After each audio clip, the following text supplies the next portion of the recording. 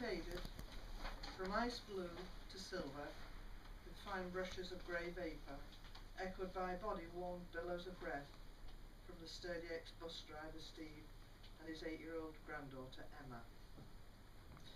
They were rustling through the crisp carpet of leaves under giant beech trees on their familiar Sunday walk, in between a mighty lunch and a tea-time spread. "Can we take some of those holly leaves home, Grandad?" asked Emma. "We made some like that, dipping them in litter at school," she added. Steve laughed. The glossy leaves were edged with frost. "Those had not defrosted long in Grandma's house," he said.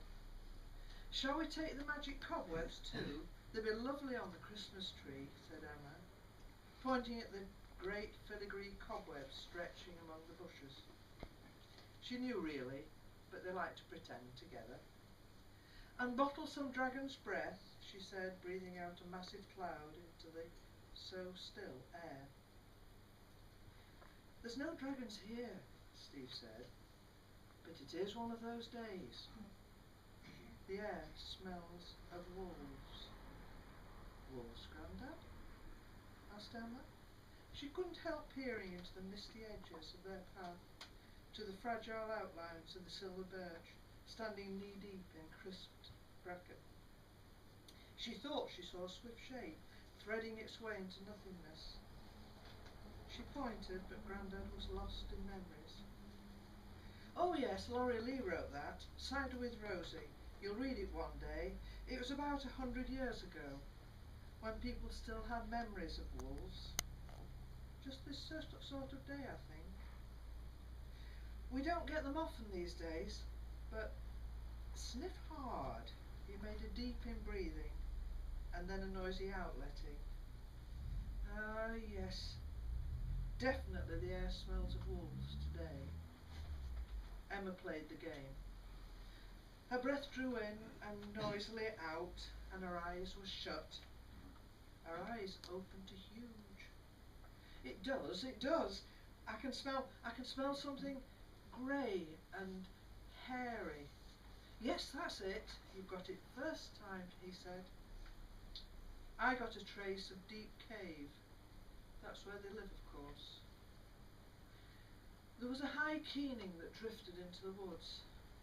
There was no way that anyone could tell how far the sound had travelled in that thin air day. Steve looked at his granddaughter's startled face and reached for a red-mittened hand. "The dogs in the boarding kennels are a bit noisy tonight," he said, a little too forcefully. I thought I saw something back there," Emma said, pointing back the way they came. "Someone walking the dog, I expect," said Steve, but they started to stride out a little bit faster.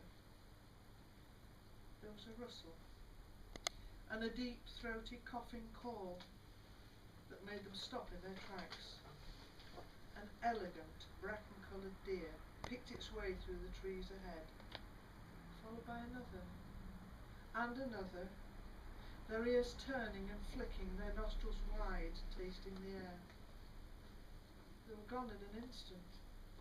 Steve and Emma just looked at each other, beyond speech. "Guess what was in the woods, Grandma?" said Emma as she unwound a fluffy scarf in the toasty warm kitchen. "Don't tell me," Grandma said, staring in accusation at her husband. "That wolf story again. He gave your mum bad dreams with that one." "No." "Well, yes," said Emma. "But we saw deer in the woods. Really. And I bet the wolves had chased him there. A winter treat for you, Emma," said Steve, and Grandma threw a dishcloth at him.